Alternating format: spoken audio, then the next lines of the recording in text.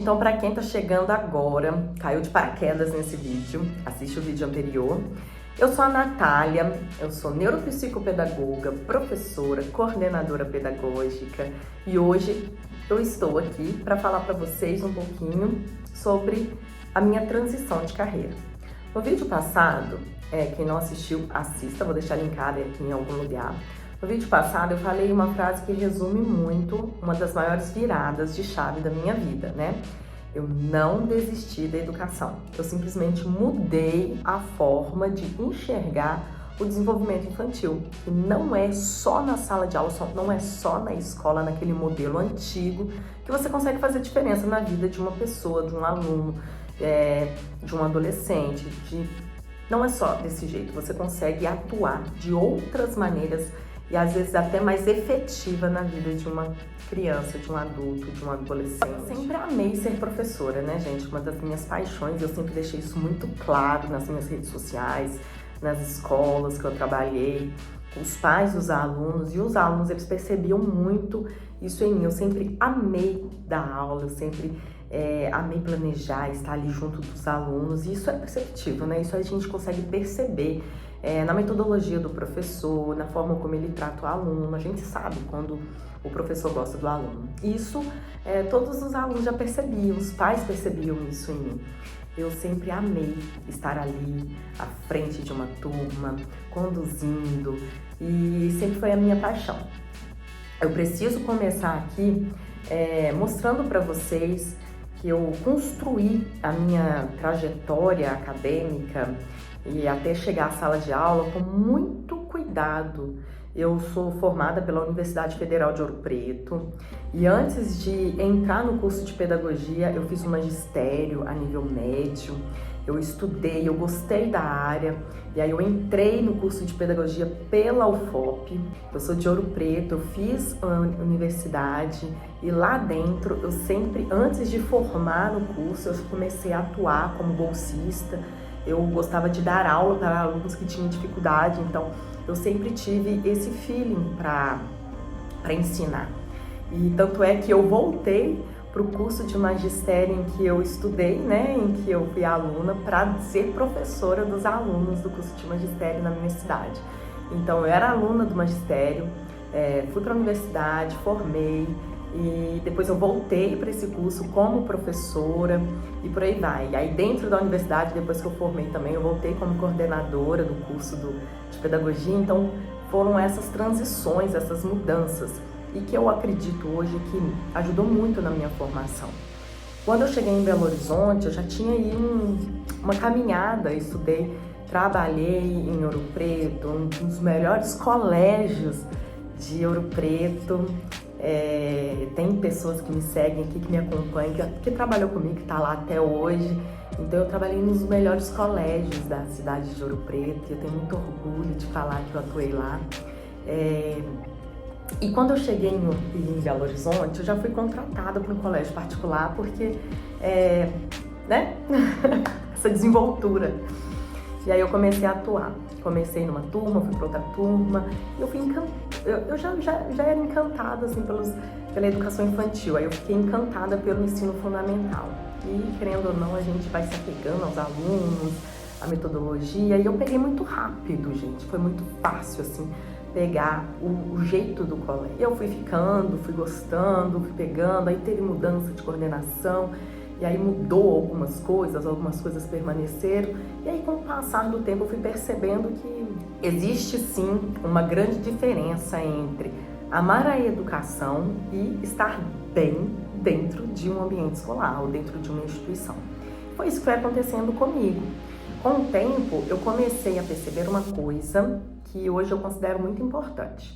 Você pode amar a educação e ainda assim não estar bem dentro de uma determinada instituição, que foi o que acontecendo comigo. Com o tempo, eu fui percebendo que algumas coisas estavam começando a me atingir, coisas que talvez eu não percebia porque eu estava começando, estava focada muito em fazer a diferença, em fazer o meu trabalho e buscar novas possibilidades. Tanto é que enquanto eu estava nessa instituição, Eu fui apresentar trabalho no exterior, fui apresentar trabalho em outro país, na Argentina, fui para o Uruguai, comecei a fazer mestrado, tudo para somar nesse local, né? Eu aprendi uma nova língua, eu comecei a estudar, eu aprendi espanhol, fui para países, eu fui fazer um intercâmbio na Espanha, tudo isso para somar e para trazer, para agregar.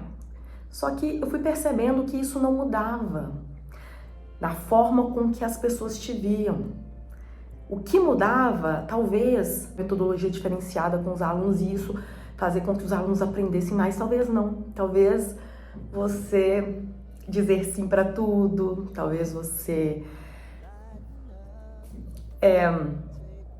agradar quem estava, né, acima de você, talvez isso era mais bem visto do que você, por exemplo, fazer um intercâmbio para fora do país e trazer uma segunda língua ou uma metodologia que está dando certo lá fora. Talvez isso poderia surtir mais efeito do que você trazer de fato algo que pudesse agregar.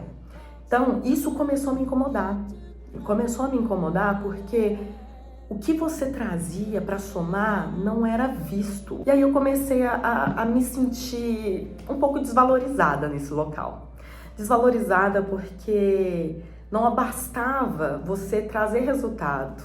Você precisava toda hora ficar tendo que agradar pessoas, situações que você não concorda. E nem tudo, né? A gente não vai concordar com tudo, mas se você não concorda com tudo... Comecei a perceber que as pessoas começaram a pegar muito no pé, ou querer exigir mais de mim, porque talvez eu não pegar, não puxar saco, né, gente? Vamos falar aqui. Eu não sou do tipo de puxa-saco, não gosto de puxa-saco, não acho que o profissional ele precisa ser valorizado pelo seu trabalho, pelo que ele agrega, pelo que ele sabe e não por puxa-saco. Puxa-saco não é motivo para ser valorizado dentro de uma empresa, porque se você está sendo valorizado numa empresa porque você puxa-saco, não faz isso não. Isso é muito ruim, isso é feio, sabe? Então, eu acho que se a empresa valoriza um profissional assim e não outro que vai, por exemplo, para o exterior para estudar, para trazer, para agregar, essa empresa, ela já me perdeu. Infelizmente, uma empresa dessa não tem como ganhar um profissional que se dedique, que valoriza a educação, não. Então, gente, é importante trazer isso aqui, porque eu vivi situações profissionais que me fizeram questionar muita coisa. Situações em que eu me senti desvalorizada, situações em que senti que minha trajetória, meu trabalho e aquilo que eu entregava não estavam sendo reconhecidos de maneira que eu esperava. Então, por isso foi me desgastando, eu fui me sentindo mal. E sabe o momento em que o profissional começa a se calar, fica cada vez mais calado, cada vez mais no canto dele? Eu estava ficando assim, cada vez mais no meu canto. Às vezes eu até via algo assim que não estava legal e eu não adiantava falar, não adiantava colocar minha opinião, que a minha opinião era sempre colocada em xeque. E isso começou a me deixar muito para baixo. Então, quando o profissional começa a se calar, é porque aquele lugar, ele já está se despedindo dali. E eu percebi que eu estava me despedindo dali porque eu queria fazer coisas, eu sempre fui criativa, sempre quis estudar, fazer curso, preparar projetos, mandar projetos. E quando eu senti que naquele espaço eu já não estava mais com essa motivação de fazer, eu já senti que aquilo não era para mim. E aí foi aí que eu engravidei, e no que eu engravidei eu comecei a perceber que o tratamento mudou. A exigência começou a ser maior, e aí eu fui percebendo que eu não estava mais vivendo aquele local. Eu estava apenas sobrevivendo aquele trabalho. Sobrevivendo profissionalmente em um lugar onde eu queria continuar apenas trabalhando e fazendo o meu melhor naquele trabalho, mas quando nada para além, vocês entendem? Bom, e talvez seja esse o momento que a gente tem que parar e pensar, isso tá dando certo? Isso vai dar certo? É isso que eu quero para mim? Eu quero continuar num ambiente desse jeito, me sentindo mal e só esperando chegar a sexta-feira para eu poder desconectar disso? E não é, eu não combino com esse tipo. Só que eu não queria abandonar a educação. Eu não queria sair da minha área. A minha área eu sempre amei, eu não queria sair daquilo. Então eu comecei a pensar em uma maneira para que eu conseguisse atuar do jeito que eu gostava, do jeito que eu sabia que dava certo, mas sem ser naquela instituição. E foi aí a virada de chave. Eu comecei a estudar a neuropsicopedagogia, eu comecei a me aprofundar, comecei a gostar da área, comecei a fazer cursos, comecei a fazer tudo ao mesmo tempo, trabalhando, estando gestante e, sabe, aproveitando o processo. Então, gente, eu comecei a estudar mais, eu comecei a olhar para a aprendizagem de uma forma diferente. Comecei a aprofundar mais os meus conhecimentos na neuropsicopedagogia, como eu disse para vocês. E eu fui percebendo que existia uma coisa que me incomodava profundamente na educação. Muitas vezes a dificuldade do aluno era vista apenas como uma falta de esforço. E eu nunca vi assim, que era somente dessa forma que deveria ser vista. Não era falta de esforço. Às vezes o aluno realmente tinha dificuldade naquela área e ele precisava de mais do que estratégias de sala de aula para ser desvendado. E foi aí que na neuropsicopedagogia eu consegui entrar nesse ponto. Bom, e eu queria fazer diferente. E aquele espaço não era mais para mim. Eu já percebi ali que não era mais para mim, que eu precisava me despedir daquele local. Na minha licença de gestante, né? Porque a gente tira uma licença para ganhar neném. Naquela licença, eu já olhei para aquela. No último dia que eu olhei para trás, assim, eu já sabia que aquele local não ia ser mais o meu local, porque isso que a gente sente, né? Então eu fui sair e fui viver a minha vida, ganhar meu bebê na licença maternidade.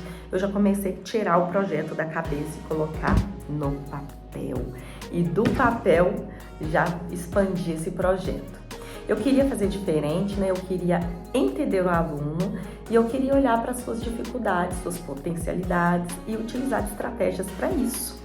E foi dessa inquietação que nasceu o que hoje vocês conhecem como neuroespaço. Só que isso é um assunto para o próximo vídeo. No próximo vídeo eu vou explicar para vocês como que o neuroespaço foi saindo, foi ganhando vida e como que eu me desliguei completamente dessa instituição que não estava me valorizando, que eu sentia que não estava mais... E na verdade não fui eu que pedi para ser desligada, eles me desligaram, né? Depois de todo o processo, eles me desligaram assim que terminou minha licença maternidade, ainda no período de estabilidade financeira, né? Aquele período que a gestante, depois que ganha e tem estabilidade financeira que não pode ser desligada da empresa, eles me desligaram nesse período. Que pra mim foi ótimo, maravilhoso, mas eu conto pra vocês no próximo vídeo. Até lá!